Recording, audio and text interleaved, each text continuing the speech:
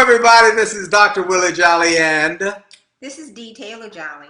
And we are the Jolleys, and we're here on Happily Married Mondays with the Jolleys on Facebook Live. We're the authors of the book, Make Love, Make Money, Make It Last, 10 Secrets to Shape a Great Marriage. And we are here tonight to talk about how to help your marriage, how to help your relationship become better. Our goal when we wrote the book, which is now in its second printing, was to save 1 million marriages, enhance 1 million marriages, and we are working hard to make sure we do that, and we hope that you all are safe and healthy and whole and staying safe and healthy and whole. Now, I got to give a shout out. Oh, first of all, before we get started, I want you to do 3 things. Everybody, lottie-dottie. Everybody, if you do me a favor, please, if everybody would start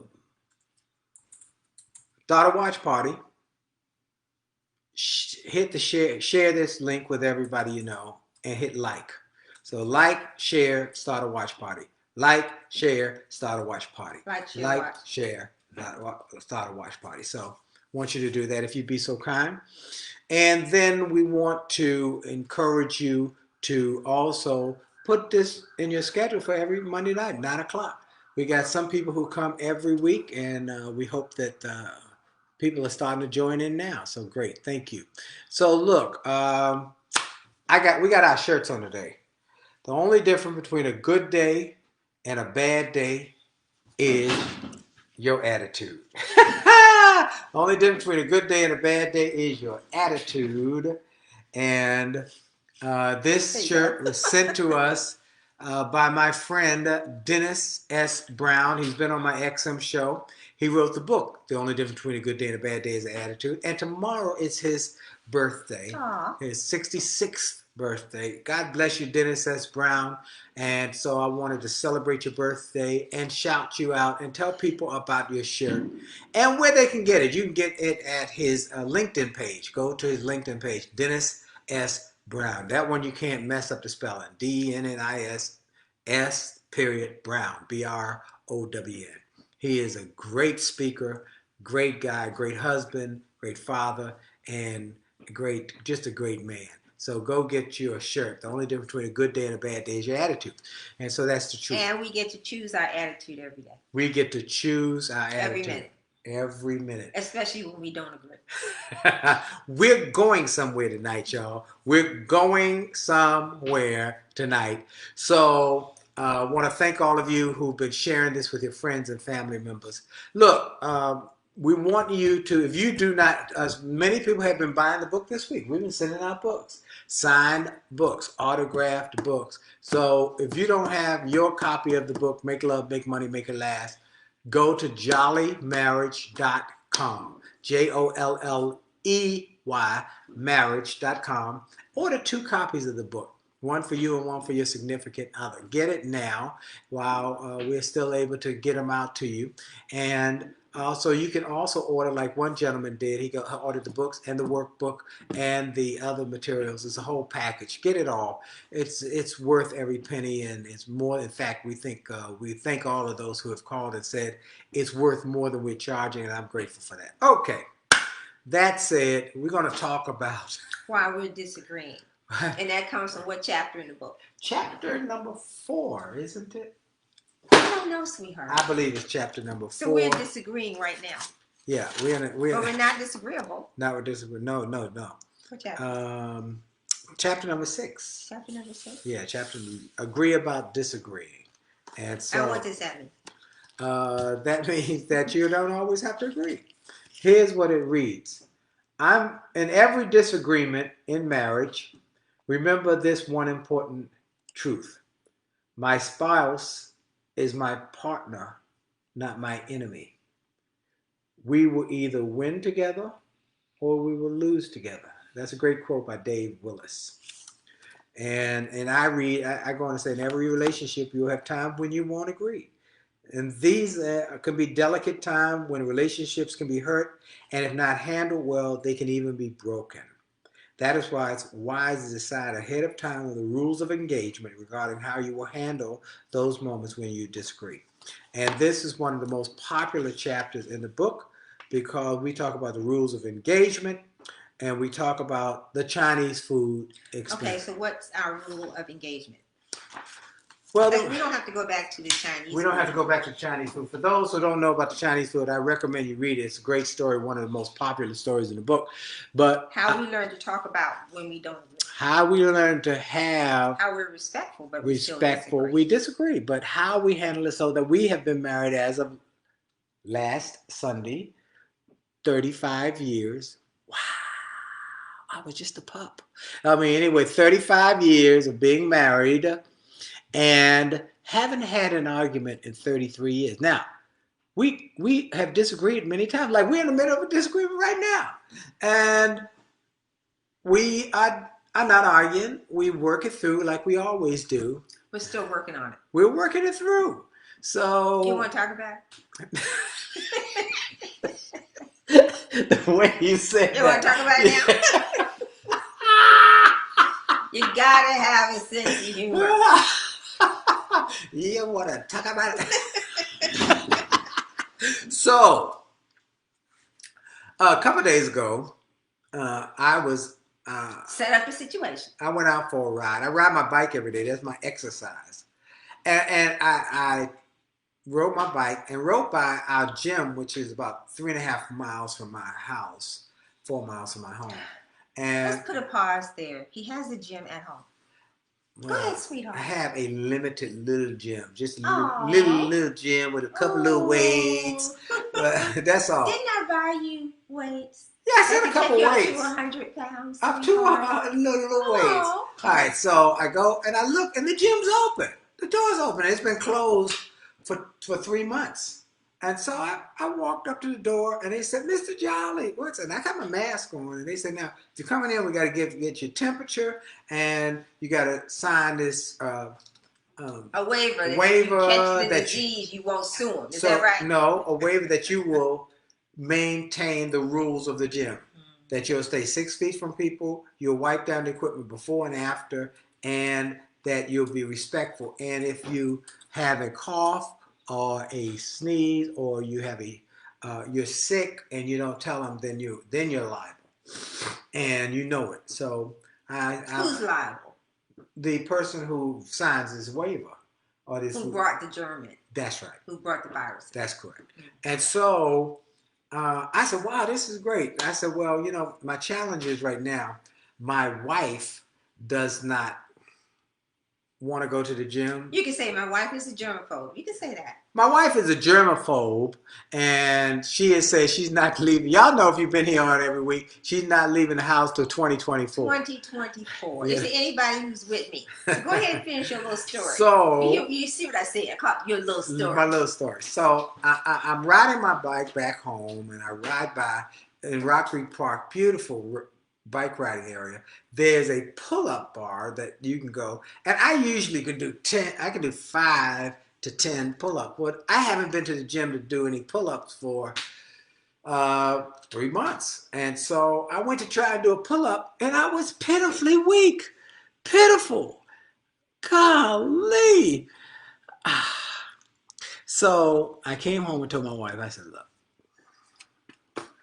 what about me doing a gym run? Gloves. We got blue gloves that she bought, my mask, and sanitizing. I can at least get to the chin-up bar and my exercise machines, in and out." And she said, "What did you say?" Tell me what I can't say it on the... Oh, you can't say it on the live, because y'all think she's a dainty, cultured Southern woman. I am all those things, but you bring out everything else too.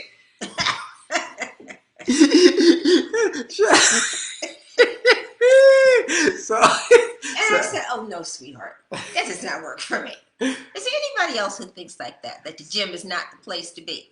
And then he started to try to convince me. So I showed her a picture I took of a gentleman at the gym. And this gentleman at the gym. I'll let y'all see it.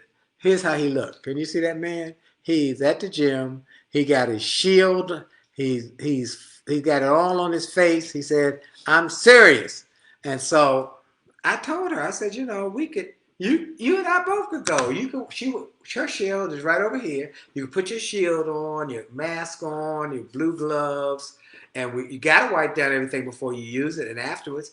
And we just make sure that we keep social distance from it. There wasn't nobody in there. There were literally 6 people in the whole gym. They usually had hundreds of people. 6 people. So there was nobody in the weight room. Nobody. I mean, just nobody. So that's where we are.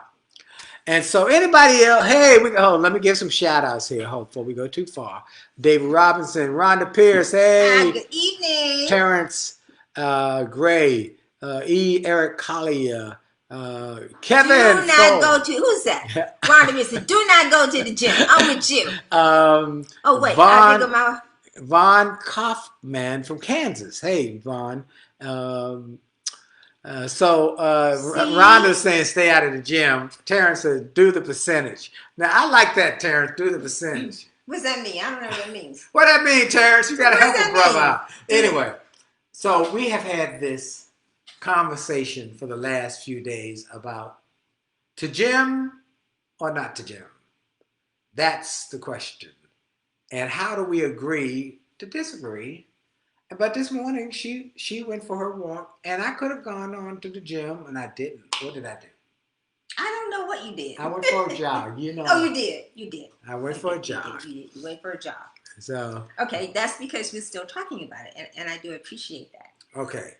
But I was able to have a conversation with you about it because I'm really very extreme. I'm like. So she's not feeling this. I could move to the gardening shed.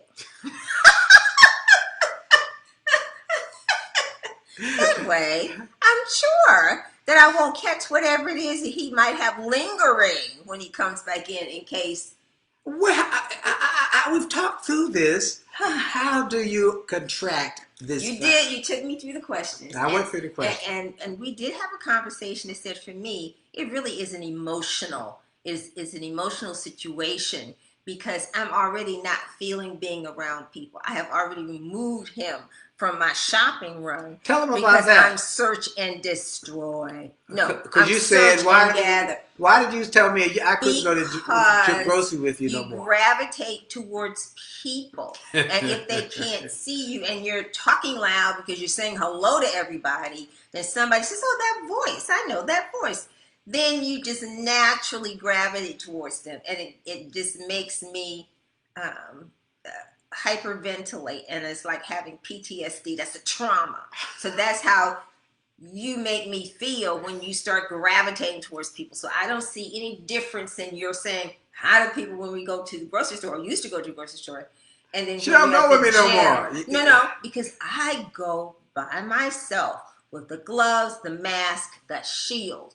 And I'm in and out, and I am no nonsense. I'm like, back off and don't get too close. So having that as a backdrop for me, and he comes in and tells me, you know what? I just need to go to the gym because my shoulders are weak. I'm like, do yoga. Okay. Press. We got all these things here to do. You can put the pull-up bar in the doorway. Is it really necessary? And he's like, I just really need to go. I really don't understand. So then I had to marinate on it and say, well, he really wants to go. I don't want him to go. What other options do I have? And is there some meeting of the minds? Well, I could move to the shed. He could move to the shed. Let me tell you how funny she is. So we just having a conversation. She says, I'm going to take my baby's room and I'm going to move in there. Now my son's room is right next to our room. And so I come upstairs to get ready for bed. No, it's like over the course of a day. I've been dismantling and moving things around as I'm working through what does it look like when he goes to the gym and comes back and I don't feel safe. So she got my son's bed. She has pulled back the covers, preparing her little space. She done turned on the television. I said, "What's going on?" She said, "I'm preparing for when you go." I have to have an alternate plan. That's how my mind works. Okay? Is there anybody else who feels like I do, or are there people who feel like Willie? And because I realize that part of this is emotional, and the other part really is, well, what do the statistics say? What do the authorities say? I know she has gone. Go ahead, go through your statistics. I wanted to have at least some more ammunition because I know that this is an emotional decision for you, and I had to think about some other things that I could do also. So just some interesting things. When we say to gym and not to gym, is it worth it to do it or to not do it? And there was an article June 17th, and I went online and looked at articles about what's safe to go to and what isn't safe to go to. And this was as of June 17th. Paying attention, Willie Jolly. I'm listening to you. I'm listening. Okay, number one. Say it good again. Pay attention, Willie Jolly. Pay attention, Willie Jolly. So when you talked about, I'm like, am I being irrational here? Number one on the list. Okay, I grant you, gyms were not number one on the list of places not to go to. Okay. It was not number one on the list. What was number one? Number one, liquor stores. Liquor stores. Liquor stores and tobacco stores. And now, this was by Seth Benzel, who is who has a podcast and who is at MIT and co-author of a paper that says most states have allowed liquor stores to remain open as if a liquor store were something that was essential, which it is not. So on his list, the liquor store was the number one place where you should not go because what are you going to do? Go get stuff and get drunk. Okay. Number two was sporting goods stores. Wow. Now I realize the list is an opinion. Sporting goods stores, why? Because it says it's not really a necessity. So when you consider going out or staying in, you should be looking at places that are more of a necessity as opposed to something you just want to visit. Well, let me take a moment. I want to thank Trevor Otts because he shared it. Thank you, Trevor. But when you share it, more people come. Hey, For Trevor. those who are just joining us, I want you to do three things. Start a watch party, share it, and like it. Watch party, share it, and like it. It says 6 people. Terrence said 6 people out of 100 is out of the gym. What does that mean? Only 6 people out of 100 are going to the gym? Yeah. Is that what? Oh. Yeah. So only 6 out of 100 is in the gym. There was nobody there. Literally nobody there. But I could say that one person who's there. Now, David did say it's airborne because that's the newest World Health Organization that now it lingers in the air more than they think it did. And then Terrence said, did you see the D.L. Hughley video? Yes, I did see it. Now he was going around. He collapsed on stage. But he was walking around with no mask, performing, and you know those nightclubs inside are very tight. And you have to breathe deep. When Willie was a nightclub singer and all the smoke and everything that he you had to breathe deep. I'm talking about shield, mask, gloves. I still don't want him to go. Well, anyway. And then number 3 on the list of places to skip was cafes, juice bars, and dessert parlors. I never really heard of a dessert parlor. We don't have that. We don't have that in this area. Not right here in D.C. No. While restaurants and fast food joints may be considered more essential, you should skip a trip to the coffee shop, well, we don't the juice bar, or the dessert parlor. Well, that's definitely not on our list because I make coffee here because I'm too cheap to go to get coffee anywhere else. And the researchers say these types of establishments ranked 3rd highest in terms of cumulative danger to proximity. So we're talking about getting close to people. Right.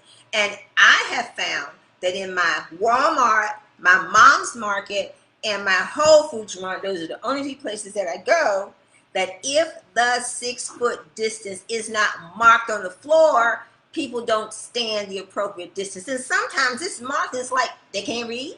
Oh, they go down the wrong aisle. They says stop. Oh, it just drives me crazy. Number 4. She has a fit when people come close. When we went to grocery store. That's right. PTSD. All right. Number 4. Guess what number 4 is to me? What, baby? Number 4 is gyms. You know what it says?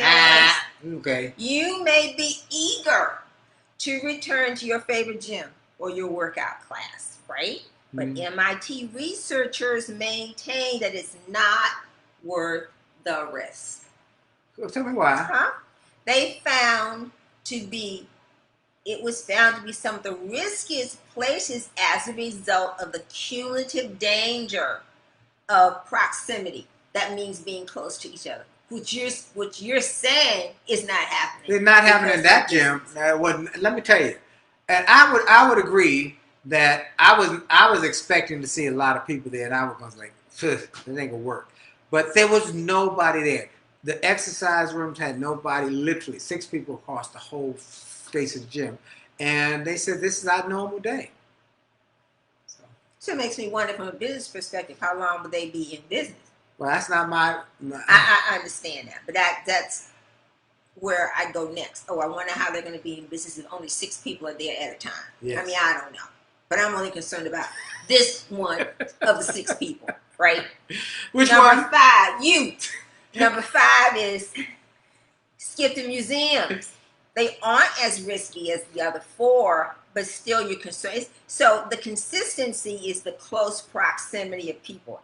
And skip the casinos. Well, I don't know why anybody wants to go to the casinos and spend the money anyway. Number 7 says theaters. And they said theaters. Oh, no, 6. Oh, it's casinos. Okay. Casinos was number 6. Mm-hmm. And number 7 was movie theaters. How about that? Wow.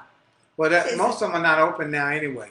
But we're not doing a movie theater anyway, because we do it at home. We do it at home. And number 7 was skip the amusement parks. I don't understand the getting on the scary rides and trying to kill yourself anyway. And I don't understand that. And then bookstores were number 8. Well, I want people to go to bookstores. I want them to get my books. But y'all can get my books right here from me online. Go to jollymarriage.com. So bookstores were number 9. But they said they aren't as risky. But the focus of this article is how to stay away from close proximity. So in really any kind of way where there might be an opportunity to gather. Okay? So in lieu of what I call, number 11 was the hair salons, the barbershops, and all manicurists. Of that. And the manicurists. All right, let me give a couple shout outs here. We got first of all, I got to say hello to Howard White. He said he likes the Dennis Brown shirts. Dennis is a fellow Southern alumni. Yes, for those who joined us late, my friend Dennis S. Brown, his new shirt just got in today. He sent it to me. The only difference between a good day and a bad day is your attitude. And he's the author of that book. He's been on my XM show. And if you go to Dennis S. Brown LinkedIn, you can order your shirts. I like David's comment. Our actions may predict the future. David said that. Dennis is on right now. In fact, thank you, Dennis. Terrence said, in my opinion, I don't like the gym during this time. 3 people in my family got C19. 1 transitioned, 2 are getting better. Wow, I'm so sorry to hear that. I'm so sorry. And somebody else was on here. I just saw David Perry. David Perry said, he's the Willie and you the Dee in his house. It's challenging. Now, here's what we really want to get to, though. We'll work through this because we create systems. And that's what we want to talk about in your marriage. So I've already identified a separate bedroom. That's a system. Well, but how do we go through this so that we can agree to disagree? I am not going to the gym to make her upset. So I'll keep riding my bicycle, going down a little park, trying to do a little sit-ups. You're trying to make me feel bad now. You see how we handle it? I'm like, well, he'll go to the gym, and I'm just going to put myself in another bedroom. Okay. I'm just going to spray everything with I'm trying to be a strong man for my wife. You see, a sense of humor is everything. So look, what we have is we have rules of engagement. When we disagree, we never argue. We haven't argued in 33 years. And the reason is because the rules of engagement. 1 is that we keep our word about how we will respect each other. So, and we talk about especially those things that make us uncomfortable. And even though he wants to go to the gym, I didn't say everything that I was thinking. Mark Stevens is here. What's up, Mark? Glad you're here. And of course, Moses. Moses, I hear you. You see what Moses said. Moses said, be smart and stay home. I know, Moses. I'm working on it. Hey, by the way, Moses, I'm going to be doing an interview with your pastor tomorrow for Mighty Men He asked me to the James Brown, myself, Devon, Franklin. So I'm doing tomorrow. Look, our time is almost up. We got 2 minutes left. This is time for a dose of D. A quick dose of D. Okay, in light of the fact that Willie and I are disagreeing on to gym or not to gym, I thought, and I am extreme, here are a couple of things that I thought about. Okay. Take our temperatures every day. We do that. So if you venture out someplace and come back with something, a couple of days, you're going to have a temperature. Because We do that every day. We do take our temperature every day. We have digital thermometers by our bed too, one on each side. We can distance and have separate bedrooms. And I know you don't like that. But that's kind of like, well, we can have separate bedrooms. So here's the problem. Here's the problem. Y'all know where I'm going. For those who join every week, you know where a brother is going. If a brother needs some sexual healing every now and then. And then he's gonna say, you know, D, are you using your womanly wiles to control me? And I'm like, yes. I'm not denying him anything. No, we don't use sex as a weapon. So, but I might be charming him in such a way. But she does condition me to make decisions that she wants because she knows that a brother got to get hooked up. How many brothers with me? Y'all with me? Are you with me? And then here are a couple of things too, because we've lost 2 good friends. Yes. One to a major accident who lingered for like 2 weeks. Just absolutely unbelievable. A dear friend who's also in the meeting space, and she and her husband were like Willie and I. Okay. And then another dear friend who passed away just suddenly. 4 things you need to be prepared for, because we don't know when someone's going to pass away. You got to have a will. You got to have revocable trust. You have to have a financial power of attorney, and you have to have a durable power of attorney for health care. You got to have a will. You can't be planning it. People talk about it and then don't have it. You out on your own. I don't care how old you are. You need to have a will. A revocable trust that you control. A financial power of attorney and a healthcare power of attorney. And we're on our 3rd iteration of will and trust. Our time is up, folks. We are really staying close to the time because we're now going to be taking our program to live stream, as well as my Saturday morning Jolly Good News program going to live stream so people around the globe can get it. But we still want you to pass it around, share it with folks, and know that we are here to share what we're learning, what we've learned over 35 years that will hopefully help your relationship, that we talk about everything. And that there's still struggles, but you know what? It's the ongoing communication because we love each other. Well, that's and sometimes the communication is not easy, or trying to get him to see my way, which is what I always want him to do. Let me make it. I always want him. I'm always trying to convince him to do things my way. She Very does. Sweetly. She does. Yes. But look, folks, our time is up. Dennis S. Brown, thank you for the shirts. And everybody, thank you for sharing this. Continue to pass it on. And remember, any questions, shoot us questions and comments and thoughts. And then see you next Monday night, 9 o'clock, God willing, and the creek don't rise. This is Dr. Willie Jolly. And this is D. Taylor-Jolley. And go to jollymarriage.com and get your copies. Jolly out. Jolly out. God bless you.